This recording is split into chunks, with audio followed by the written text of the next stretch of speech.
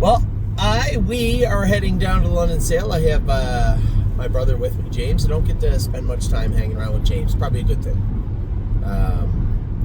But we are heading down to the sale to look at some babies for many of you, and for James also. Throughout the year, he's made about $47 million in purses this year. How much? What are you up to? I know. Don't tell me you don't know either. Don't. What a loser. I know. It's 8 million. 8 million? Man. Who do you have for the Breeders' Crown other than, by the way? Oh, by the way, I asked you about it the other day, but how was Perfect Thought the other day? A lot of people asked me, and I said, James said she was okay. I don't know. I said she was good. Yeah, she was good. She was just lazy, and I didn't know her, so I just kind of let her do her own thing. That was a good mile for her. Did you break it in hives, qualifying a horse in 53 and 4? I saw it come up, and I'm like, poor James, probably going to have to go to the hospital now or get some rope. Megan, she said she wanted to go a good mile, so I said, well, what do you think, like 53? And she said, yeah, that'd be good. So. She's a nice filly. It's funny because I ended up buying the brother to be Perfect BG, right?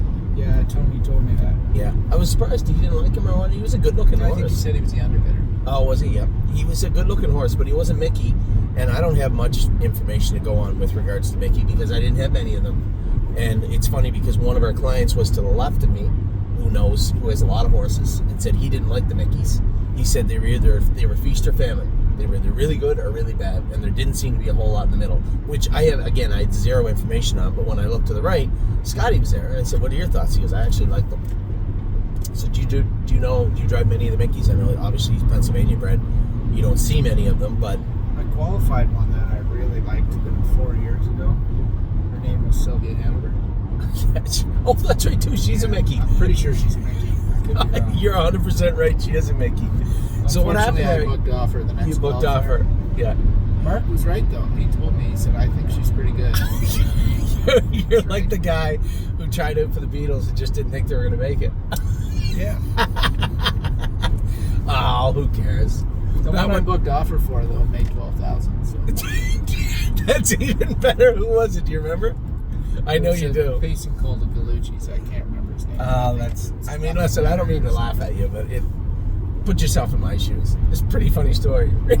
That's what it is. So for those of you out there that don't know what we're talking about, so for guys like James, you get listed on a lot of horses to race at the baby races, and you have to make decisions. It's unfair because you have very little information to go on, but you have to make decisions, and sometimes those decisions have negative ramifications.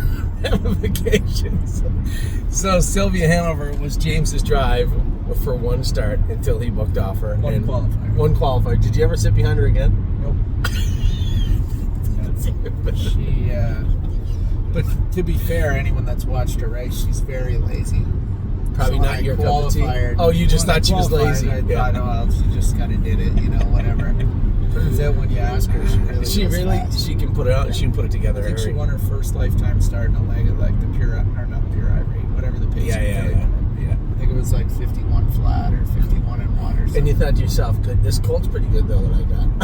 No, I was pretty sure it's not state caliber. That's too bad.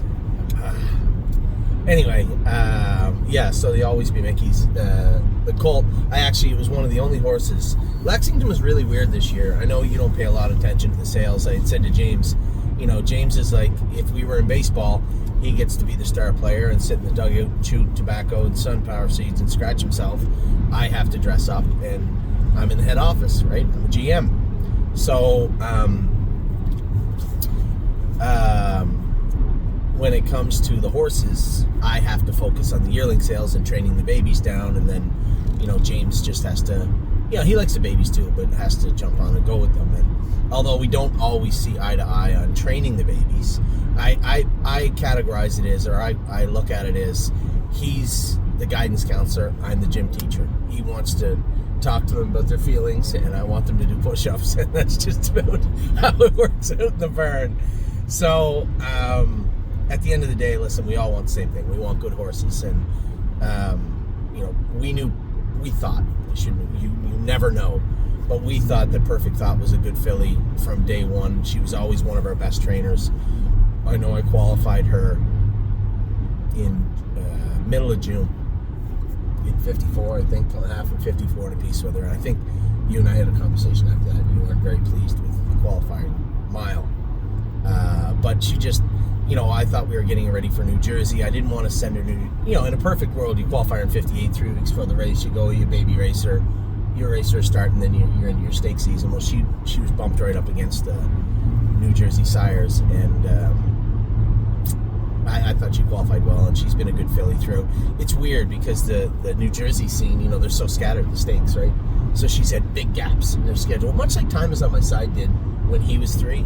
And it's very hard to train a horse down with the idea of giving them those large gaps, because many of these stakes, like you look at Pennsylvania, it's just go, done in September, out in the field. And Ohio is a lot the same, but now that they've integrated Dayton into their staking system, now they start a little bit later and they scatter them, where it used to be condensed like Pennsylvania. New Jersey's the same. Ontario, it just seems like they have tons of stakes all year long. The problem with Ontario, much like New Jersey, is it's feast or famine, right? You either have one of the best or your horse isn't that good. And even if you have one of the kind of the best grassroots horses, you look down and you get $18,000 or $19,000 made at the end of the season. You're like, that's the one thing I think Ontario needs to work on, is strengthening their lower end. Yeah. Like Ohio has the fairs, so it's different. It's a different scene. And then 90% of the good horses start in the grassroots. So if you have an actual grassroots horse, you get beat up. Grassroots, they get beat up, and then you're not quite as strong. Like I've always lobbied. Chantilly started in the grassroots. Yep. Silver Label started in the grassroots. Like great horses start there and then work their way up. And unfortunately, by the time they get up, you have some of the gold horses that are now working their way down. Yeah. So now you still have some real tough customers to deal with. I've always lobbied for a third, like the Prospect. I think the Prospect should go for 10 or 12,000 and be a 20 claimer. That way you never have to worry about somebody coming down and stealing your money, because they don't want to have to price their horses, right? It's the only way. And plus, on a 2-year-old pacing filly, you have 100% allowance, or trotting filly. So you're a 20 claimer's worth 40. That's pretty much what they're worth, a lot of those horses, right? Or maybe even a little bit less.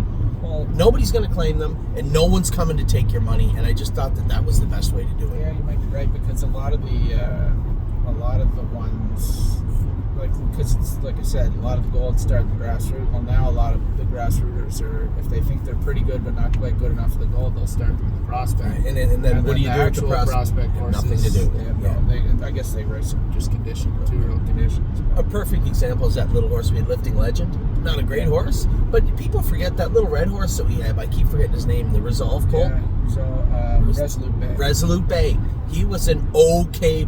In fact, he was very similar to Lifting Legend as a 2-year-old on paper, anyway, because they had an opportunity to race. Now they don't make any money, right? That's where now I think the Prospects might go for 10 now. They used to go for 8. I'm not sure. I can't remember. If they could find a way for the Prospects to go for 12, make it a 20 claimer, that makes it fair for the bottom end of the horses, for people, because realistically what you want to do as a jurisdiction is ensure that everybody driving down this road to the London sale today is comfortable knowing that they can buy a horse for $15,000, $16,000 and have a place to race it next year. But the reality of the situation is, if you're not a gold or a grassroots, you're going to race for $8,000 in the Prospect, and it might be full of horses that are decent grassroots horses anyway. Yeah. That was just my feeling, is that you have to strengthen the bottom so that everybody in a car heading right now to London, or as they're looking at horses now, can potentially make money. Can say, I can get my money out, or I can make a little money, even if James MacDonald has a bunch of killers for Nick Gallucci and Dave Maneri. I don't have to race against them. I know I can stay in the Prospect, and by strengthening the Prospect by making it a claimer, you don't have to worry about people dropping their grassroots horses in there and stealing your money. You get to race against consistently the same horses every week.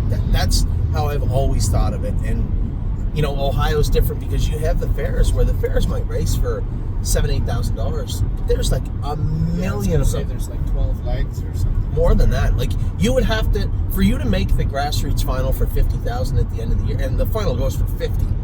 For you to make that, you would have to focus solely almost on the fairs all year long with your horses, which is so hard to do. But it's such a unique ecosystem that the Ohio bottom end, that fair racing, it's like its own world. It's very, very weird.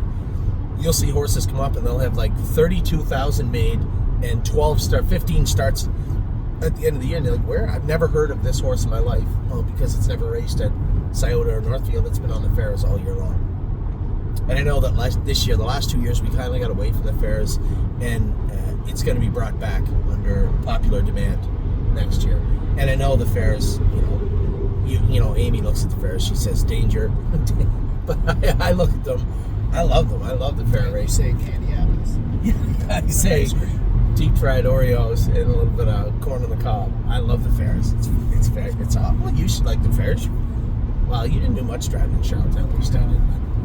And I didn't either. Now that I say it, but I always loved the grassroots aspect of racing is the best, right? As a trainer, as a driver, I always hated to go to those big things because it's great for the drivers to go and race in them, but it doesn't have the same feel, right? When you roll into business, exactly, it's the business side of it that kind of beats you down a little bit sometimes. If you can get back to the fun and the love of horse racing, which is exactly what the fairs are, it really pumps your tires in regards to how you feel about horse. I do anyway. It does me. But there is obviously you're racing on a skeptical tracks with skeptical horses with other drivers that maybe at various experience levels. So there is a level of danger, but at the same time, I love it. Anyway, so who do you have for the? Obviously, I know our horses, Jailbird Jog. So I told everybody the Jailbird Jog situation is a complete collaboration between Dominic's entire barn and now Jason, who's marooned in Ontario, who knows the filly because he trained her in Ohio, and Michelle, who's going to take care of her, I believe. So between you and Dominic and Jason and Michelle, there'll be lots of blame to go around if something doesn't go right. I know you like to blame, but there's also lots of hard work going on. I am happy and Michelle to heap the praise around. And everyone in the barn that works their butt off. That generally all I ever hear is, well, this person did this or this person did that, and not this person will work their butt off. I might internally tell you that you're an idiot, but I know that you do. You work hard at your job. I wish you'd work hard at shaving your face sometimes, but you work hard at your job. I like a little scruff sometimes. Well, you're wearing it quite well. Thank you. You're 2 days away from John Croc, in case you're wondering. Whatever works. There's a lot of people in the barn that work their butts off and deserve a little credit when things go good. And I know you don't watch these videos, but I heap praise on our clients and our employees, and all I ever hear is you heap praise on yourself. Never. See, you don't watch my videos because I never praise myself. I don't watch your videos. Well, you should. I know. Secretly, I think you do. Secretly, I think you do. Check the viewership. No. How am I going to check the viewership? What do you think about Curtis could do that. Couldn't you tell? Can you tell who's watching? I think you probably did. No. You probably did. Negative. So, who else do you have in the Breeders' Crown other than R2? Or R1, yeah. You're not driving the other one. Scotty is. I got, Chantilly's hopefully coming back around. Well, didn't you just win the final with her? Yep. Yeah. She won the last gold and she was amazing. And where's Mickey and Minnie been? She's been around, I think. I didn't want to guess why they didn't go back to Kentucky, but I had a pretty good idea why they didn't go back to Kentucky. I don't know, so I assume she'll be there, and I hope Chantilly is at 100% because I'd like to see them hook up when they're both on top of their game. And yeah, you think you got burned up, didn't you? The one time you hooked up at the Poconos? Yeah, no, she flat out beat her. Like mini Dexter over great and followed me, and he does that a lot. Yeah, he's pretty good at that. And he actually, I talked to people after and said, if I could I never left with my horse, but she has the speed like no other horse I've ever seen. And I said, if I could get to the front and get Dex on my back and get away on him in the last turn, I think Mickey struggles in the turn and mine can fly everywhere. Didn't work out that way? Well, Dex pulled the 2-hole getting in the last turn. He drove exactly how I wanted him to drive, and then he beat me anyway. It was like I didn't know what to do, and he pulled because I was like, he pulled before I even wanted him to. He knew you had a full house. He was sitting on 4 kings. And I kicked away, and then he just blew right by me right at the wire. But that's why he's amazing. So yeah. No, I have her. She's amazing, and hopefully she's on her game. Because I think when she's on her game, she can beat anyone. And then I have a lot of maybes. I have another 2-year-old trotting filly, one Belle that won for the Baxes. She was really good the other day. She won in 54. Which is that what's that, 2-year-old trotter or something? Yeah, trot filly. Who's she by? She's a Walner. Oh, one bell. Would this be the Stubborn Bells? Yeah. Yeah. There was one sell. Oh, that guy is flipped over in the ditch. Yeah, he's upside down. It's a sunny day. What did you do, Big Cole? There's this one, Stubborn Bells had 11 or something. I think this might be Harrisburg, now that you say it. I could be wrong. Yeah. But Amy and I were looking at the book, and there's one out of a sister to Stubborn Bell, and there's one out of Stubborn Bell. I think it is Harrisburg. Yeah. And they sell, if I'm not mistaken, back to back. Oh, okay. Either they did in Lexington or they are in Harrisburg, one or the other. And I wasn't aware that this Stubborn Bell horse, because quite frankly, I don't quote me, but I don't think Stubborn Bell has thrown a ton of killers. Well, I don't think she's had that many foals. I think she has more than you think. Maybe. But the one last year, Stubborn Chi, showed flashes of brilliance, and then didn't ever quite get to where we thought she could be. She won in 52 or 53 this year, so she's pretty decent, but not... Maybe I'm wrong about the mare to begin with. Maybe she did throw a bunch of good horses. I thought when I looked at it, Stubborn Bell had thrown a lot of okay horses, and then there was a sister to Stubborn Bell who only threw one or two that was next in the sale. I could be wrong. Yeah, I'm not sure. I've seen a lot of pedigrees this year, and I think if I'm not mistaken, that's Harrisburg. Yeah, so I've heard, and then I have Sweet Love and Lou, who was third in the Metro to Bojangles and Frantic Animal. Oh, really? Whose horse is that? Dan Legacy's. He always does a good job. Yeah, he's... nobody wants to heap praise on people in this industry very much, but there's a guy who's bought a lot of inexpensive horses and done very, very well with them. I remember when I was driving, back when you were just a groom, Dan Legacy always did good. Yeah, he always did good. Always has a couple of really nice babies, and then sometimes he sends them out. I think a lot of people forget horses that he was... Who's the one that he had the real good one? He went to Sire, the better flight. Didn't he have Allywag Hanover? I think he had Allywag. Yes. But or maybe that's what I'm thinking of. Yeah, he didn't go to Sire. He was... he had Allywag, and then they sent him to Pelling, and I think he stayed in. Like he had I think 10% you're right. of them or something, even when he was racing grade. He sort of trained him down. And there was the other filly for Tom Hill that he trained down that no one really knows of. Like everyone knows the horse, but didn't know Legacy trained her down and then sent her to Ryder. It was Party Girl Hill. Oh yeah, that's right too. Yep. So this is our exit here. Jesus, you are right. I did not know that. We would have been in Windsor had you not said something. Yeah, so he does a great job, and this colt's been really good all year, and it's good to see him get some accolades in the Metro. Being third to those two is pretty special. I didn't know that horse at all. And then he got nailed in Kentucky the other day. They took him down there same day as Jailbird Jog. Just got beaten 48. So Yannick beat me with one of Burke's 14 good. Oh, is that the big one where it's about the felt knee boots? No, I think. Did he win in 48 and 1? The real good one? No. All Poppy? No, not all Poppy. The other one. He's got so many. It's hard to. He's got like remember. 5 colts and I think killers. It's Miele or something like that. Oh, Malilo. Malilo. Do you know who Malilo is? I'll tell you a quick little story. Malilo is named after Jason Malilo, and Jason Malilo was one of our first owners. Jason Malilo is the guy. You might have actually been living at my house still. No, I don't remember. Bourbon and Barley? Remember Bourbon and Barley? Yeah, I remember Bourbon and Barley was bought by Jason Malilo. Charlie Barley. That's right. And he's the guy that I had contacted on Facebook to explain what the stable.ca was. And he agreed to send the filly here, kept half of her, trained her down, and he was probably one of the nicest guys you'd ever want to meet. He owns horses with Burke now. Okay. And that colt is owned in part by Jason Malilo, and I assume is named after Jason Malilo, and the horse is named Malilo. So congratulations to Jason, super nice guy. And I'd said this the other day, is that a lot of the people that have horses with us may not find what they want in the stable. Maybe they want more, maybe they want less, maybe they go with somebody else. Andrew Harris's owner, the gentleman that owns horses with Pollock, Bruce Ehrman, you see him? Bruce owned horses with us, really, really nice man also. And it's always nice to see those names pop up, people that we did do business with in the past, and not to say that we ever will again, but good guys. And it's always nice to see people that got into the business or found their way into a position that they actually fell in love with the industry and then ended up buying horses and staying involved. So that's funny you say that. So that's the story. You had Jason Malilo. Yeah, so he raced great that day. And then, you know, there's a lot of other horses that are going to be in that I'm probably forgetting, but I'm going to put on the spot so I remember. No, so that's good. hopefully, I'm only really worried I'm sure about Blake's filly will go, the one that just won the super final. Oh, she looked good too? Blake, yeah. You did drive her pretty good. Yeah, it worked out good. Yeah. I could say I've driven her bad lots of times, so it's good to get a good trip with her and get her to the winner's circle. Mona Leahy, she's had a great career so far. Do you know that she's a half? I told you this before. Yeah. Half sister to that George the Jungle. Yeah, you were a year too early.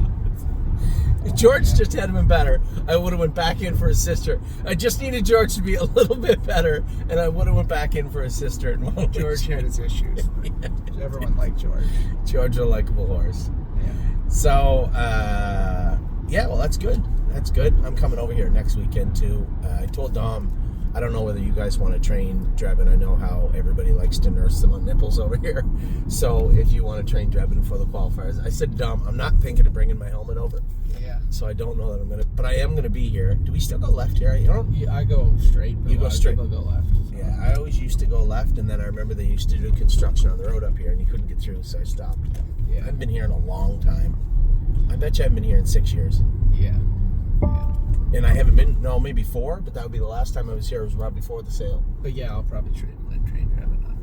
Now, are you going to go in 2.5 because you went in 2.6 last, or are you going to go in 2 minutes or 2.1? I'll let him go where he's comfortable.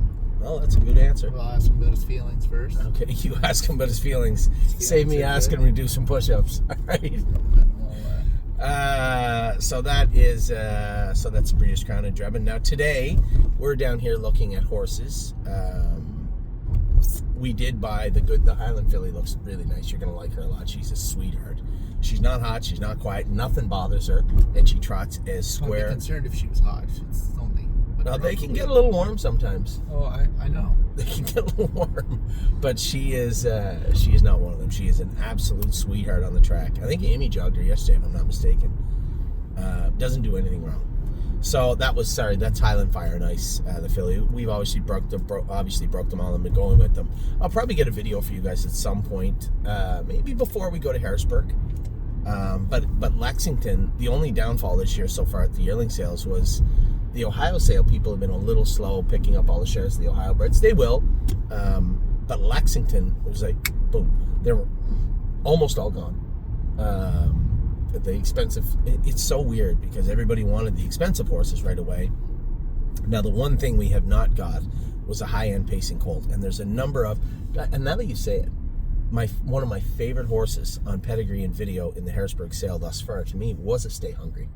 And there's a couple of Captain Treacherous I like, a couple of Bulldogs, and there's a couple of Bulldogs down here I like, and one Cattle Wash in particular also. So we are on the hunt, so to speak, for a high-end pacer. I suspect it could be an Ontario bred. If it is, great. We're looking at trotters also. Are you saying you mostly want trotters? Well, yeah, I'm kind of partial to trotters. Well, so am I. So am I. Yeah. So we're gonna probably the trotting filly we got. I'll let I said it briefly. James had bought in a small piece of the trotting filly. I haven't bought it yet. Well, I've invoiced you, so you have bought in. Oh. The trotting filly, Highland Fire and Ice. The trotting colt was the brother to. I made the right turn, right? I think this is right. Then I feel like this was on memory. I don't. Yeah, I believe it's up here. Like, yeah, you made the right turn. The brother Ready for Landing, and well, probably as a brother, probably we should start with him. What the Hill? Yeah, the Green Man. Was it Green Manalishi or King of the North? I think he's a Green Manalishi. He's a Green Manalishi, brother to Ready for Landing and King of the What the Hill? We'll call him. We'll leave Ready for Landing. Well, I loved Ready for Landing. That's why I know you didn't love him, but I love that horse. I didn't like him. I love that horse a lot. You loved him. I didn't. Yeah, like he him. won his last couple, and then he won his first 4 for Simon and his partner, I think. And then this is why I never came here. It's a train. He won his first 4, and then they put him in the sale again, and then I don't know where he went. Disappeared. But I always liked that horse. But What the Hill is obviously his much more prominent brother. So that was the colt. The filly is the Highland Fire and Ice filly. We got the Bulldog Hanover filly. She's a little flighty, but really nice. Smart, hot eye on her. Like, you don't have to teach her. She might flip out a bit, but once you teach her once, she figures it out really quick. None of them, obviously, she didn't hobbles on or anything, but Nice filly. So we're short a pacing colt, and I guess since we already have kind of a high end trotting filly, we could be in the market for a trotting colt again to pair up with. I forget his name's Making Green. He is a green Manalishi for sure. So that's what we're on the lookout for. And now your thoughts, because I know we had talked about it briefly.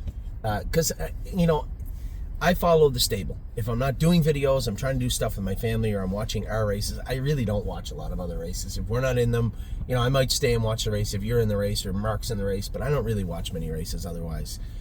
What were your thoughts? Because you were on your ground zero on the cattle washes. I know the Bulldogs were more of a sample crop this year, and there was some other sires. I mean, quite frankly, my take on it is cattle wash Bulldog on the pacing side. And then on the trotting side, Green Manalishi or King of the North. I know a couple people messaged me about muscle masses, and I'll say it right now: the Sweet on Pete muscle mass baby. It just, I guess I'm not going to say it until the sale is over because it would be unfair. But I think I'm going to focus on the same King of the North, Green Manalishi. So, what's your takes on those 4 sires, and do you see any other sires in Ontario that maybe caught your eye? Well, I don't know. Great. King of the North, I'm obviously excited for. Mark drove him. Mm-hmm. I have a stallion share in him. That's right too. So Yeah. I'm really excited to see them, and I think he's.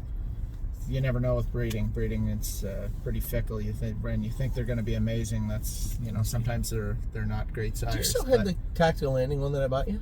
Yes. Just made you more money anyway. We won't talk about that. Well, I think I asked you to buy it, and then you hemmed and hawed. it. I didn't overpay it. I paid exactly what you had to, which ended up being grossly underpaying for it. Exactly. Anyway, we won't talk about that. It worked out good. Anyway. For one of us, it worked out fantastic. Yeah, so King of the North I'm really excited for just because of his pedigree. I think he's, if any horse was meant to be a sire, I think it's him. He was a beautiful horse. I got to train him one time for Ray when I was down living with Mark. You trained his sister a few times. Yeah, but I trained him when he was a 2-year-old. I loved his sister as well. They finally got her in foal. There was a real scare. They bred her all breeding season and did not get her in foal until the bitter end. Her and Princess Dream, but they're both in foal. Mr. Detweiler, who bought both of those horses and paid very well for both of them. I saw him they almost bought Grand Slam deal. We ended up selling her to another Amish breeder, actually. When I say Amish breeders, these guys, they have lots of money. They bought Grand Slam Dio, who was Up Your Dio's sister. Yep. So she was sold last week, and we had sold. And this is the residual portion. It's not always going to be like this, and it isn't always what you think. Well, sometimes you get lucky, like you said. Princess Dream was the sister to Warwee Michelle. And That's it was right. A year after. Yeah. So it's, you buy a horse, and then the sister goes out and does big things.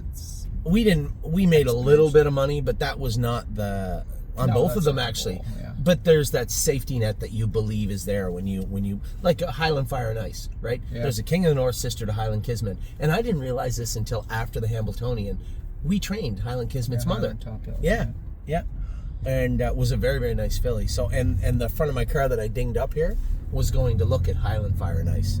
Oh, okay. So nor the firm or any of our clients. So anyway, back to the sires. Go. The King of the North, I'm most excited for. Obviously, love Green Manalishi, like you said. He said Manalishi and other great 2-year-olds this year. Seems to have good ones every year since the last 2 years. But we had one I didn't like that much. Well, you never know. They hit and miss. And so, Trevino. Yeah. He wasn't the most gifted trotter. No. Tell you what he can do. He can deliver mail like a son of a gun. Yeah. Tell you that right now. And then, muscle mass is always a staple of Ontario. He's always been... What are your thoughts then? Because mine were... I loved the muscle masses forever, and it just seemed like they always had skeptical knees. And then last year with Blue Rare, she ended up bleeding in the middle of the season, and we've had that quite a few times happen. And I was concerned that may be a trait, because there was never a horse on planet Earth ever in my life that I ever watched closer than Blue Rare as far as her respiratory system goes. And we were aggressive with it, and it still turned out that we had to put her on Lasix halfway through the season. Well, I don't know. I mean, I've driven a lot of good muscle masses. I was the regular driver of Adair Castle, so that's true. So I don't dislike I don't dislike them. Sure. I think he's a great sire. Yeah. I think you'll never find better gated horses than a muscle mass. That's true. I would like to see the statistics on how many of them are trotting hobbles, because it's probably as low as any trotting sire ever. That's probably correct. Yeah. But yeah, so I mean they're going to sell well. They always do. He's a great sire. On the pacing side, like you said, I don't think that Bulldog had the best mares his first year. I think this year he's got some really high quality mares. He certainly I think does. He's going to have a huge year this year. I think people who had them. Really Did you drive any of the ones from this year? Well, same thing. I qualified Dea for Jack Darling. Qualified her twice and then booked off her first start. Actually, I said to someone the other day, I'm not complaining. Obviously, had a great super final weekend, but I drove the horses that were first, second, third, fourth, and fifth in the pacing filly side, and didn't get a check with mine. Sounds like you need an agent. But, what you need is an agent. No, I had Tony Beaton's filly. It was a great filly. Just sometimes late in the year they get a little tired, and that's just seemed to be the case. But she was a nice filly herself. Yeah, and then Cattle Wash. Obviously, they were amazing. He couldn't have had a better first crop. I got to sit behind Fellows Good filly her first lifetime. Which one? start. I'm sorry, I don't follow. She won the super final. Her name's slipping my mind right now, but she was amazing. I think she only got beat once. Mm-hmm. She was terrific. So he had a great crop. Every sire stake seemed to be full of them. So obviously, I think they're going to sell well. He was a fantastic sire this year, and I don't see any reason why he wouldn't do it again next year. Mm-hmm. So that's. So you like the Cattle Washes? Yeah, I like and the you Cattle like Wash and the Bulldog. Yeah.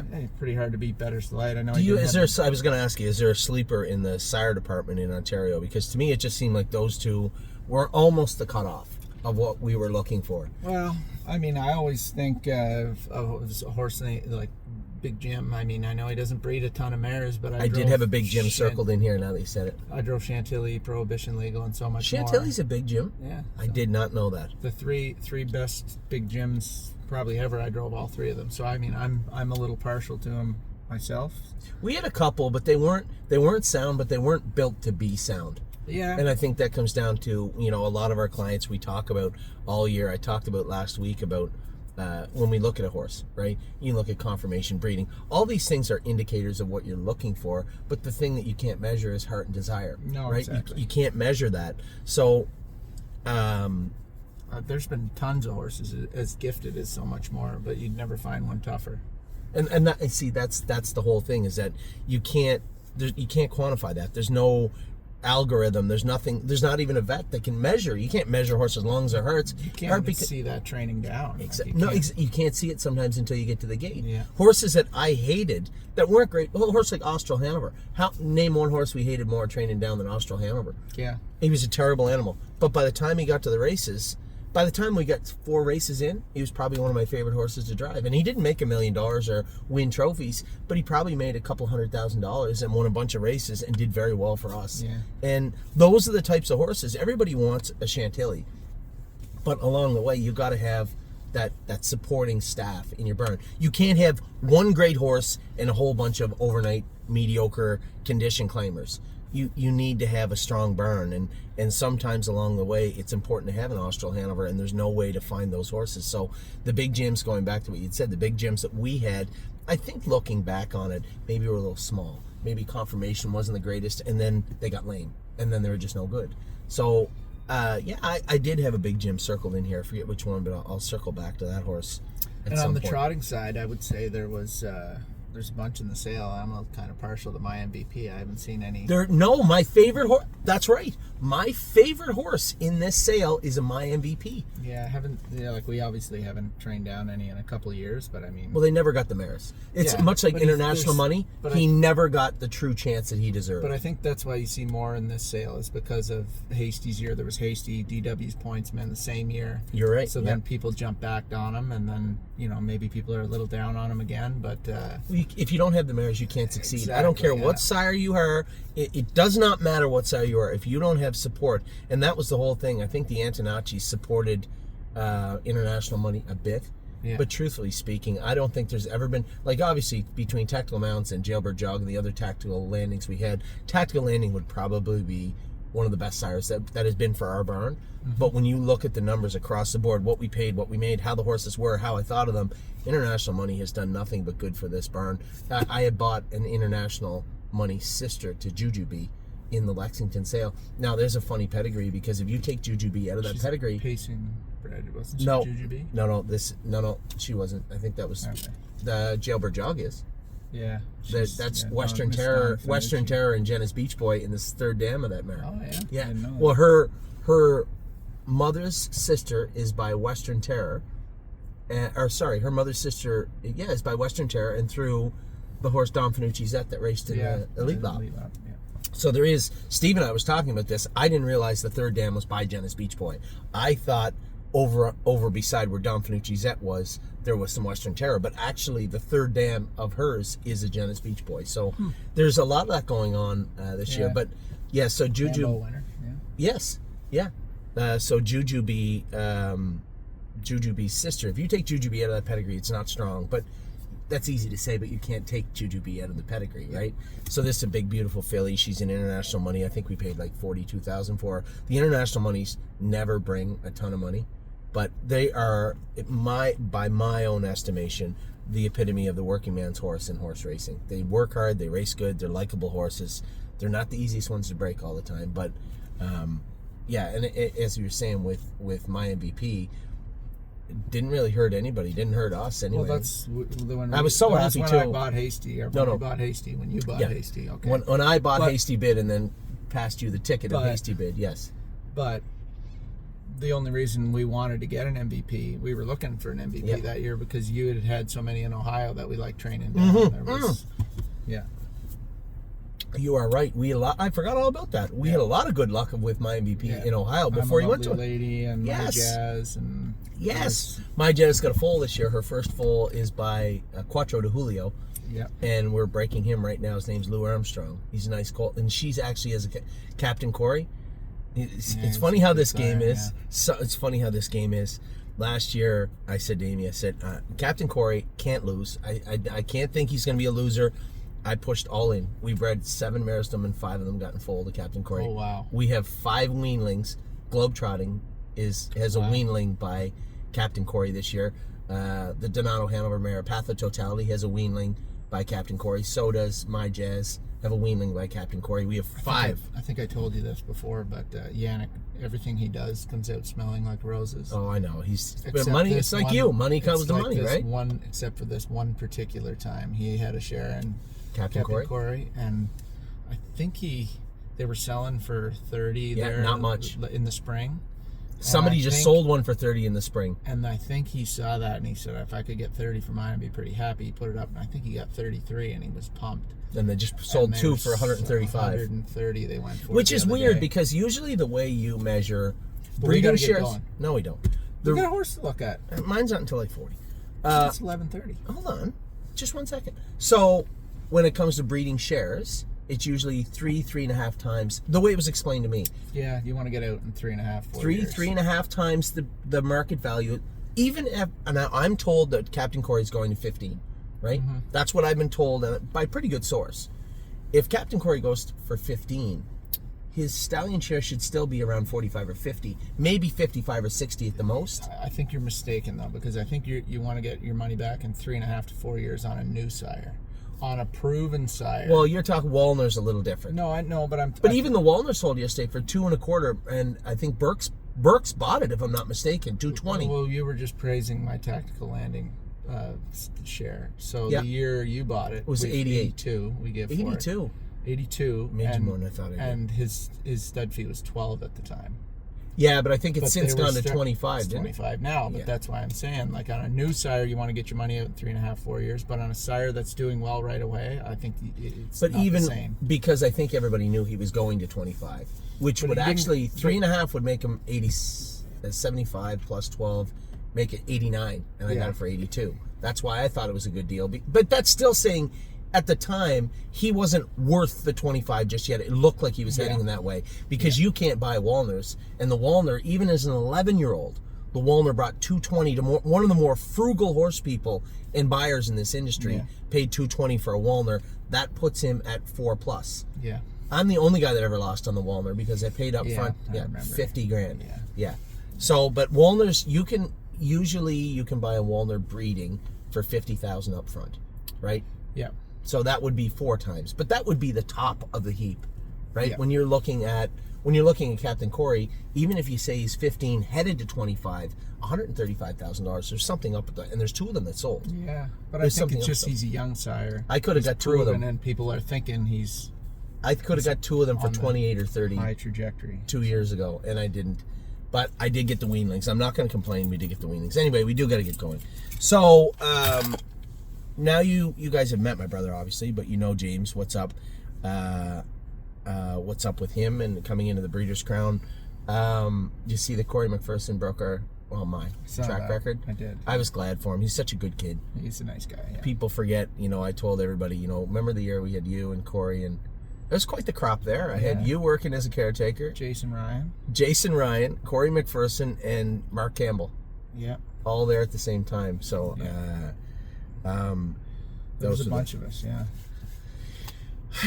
Anyway, that's what's up. We're here at the London sale. We are going to look for there's James Friday Dean. Yeah. We are going to look for Mr. Big Jim. Mr. Big Jim. You are right. That's who trained him. We are going to, if he doesn't notice, I'm going to hit the horn when he goes by and scare the shit out of him. Oh, he saw us. We are looking for a pacing colt or a trotting colt. What's up, Friday? How are you? Good.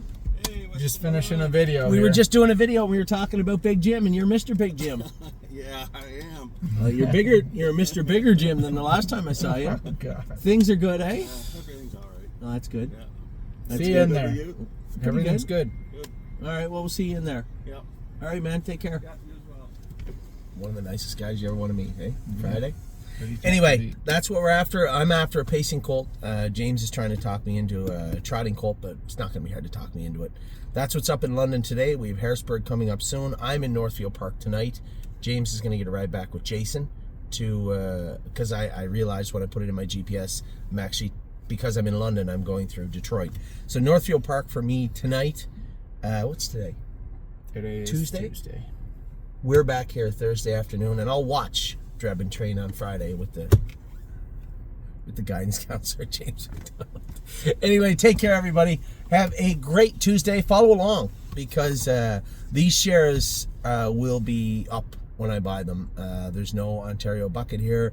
There's nobody speaking up for them right away. I have a list of people that want in, obviously. They'll be contacted as soon as I get a horse, if I do get a horse. But if you do want in, don't wait because there'll be no shares held back behind. These are all up front. Take care. I'll talk to you soon. Have a great Tuesday wherever you might be.